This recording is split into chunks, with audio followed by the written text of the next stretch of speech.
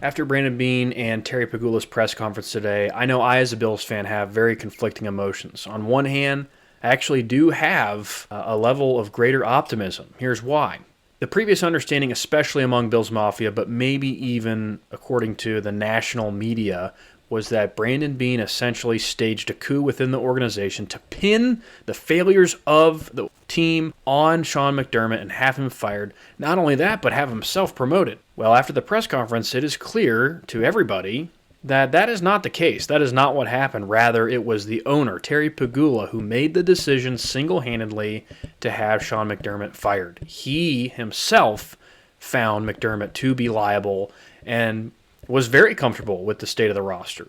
So the reason why I do have some optimism about the future of the franchise as it relates to that is because you only have one person with questionable thinking and massive franchise-altering decisions rather than two.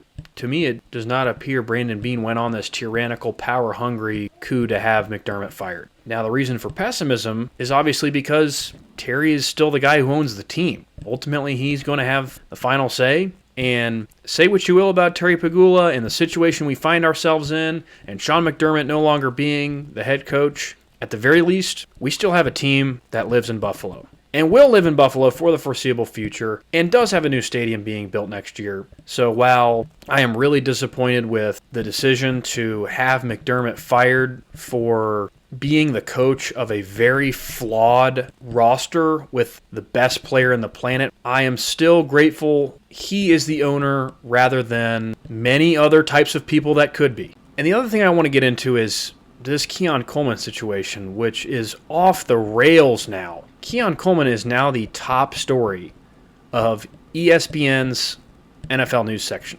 That is, when you sit back and think about that, that is crazy. The fifth player on the Bills wide receiver depth chart is being talked about at a national level, and it is because Terry essentially blamed Keon's selection on, these are his words, the coaching staff. Now, Nate Geary made a great point on Cover One's Immediate Reaction live stream, saying that that might not have to do anything with Sean McDermott, but rather it might be Joe Brady's decision to draft Keon Coleman.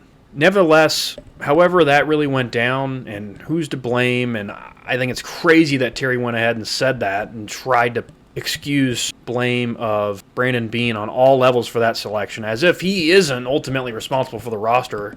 He was and is and will be. This divorce between Keon Coleman and the Buffalo Bills needs to happen right now, at least this offseason. It is insane that he's being talked about on this national level. I really think that there is not a future for Keon Coleman here, and whatever value they can get him out of him at this point, I don't know that they can. They probably will just have to release him.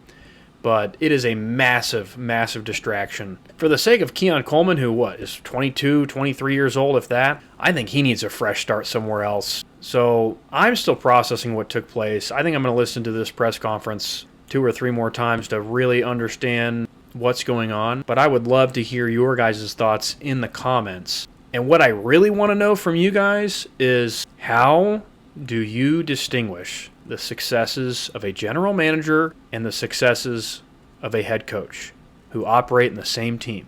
I've thought about this from many different angles, and I have a list in my head that I really want to make a whole video about. But let me know what you guys think in the comments. Thank you so much. Go Bills, and God bless.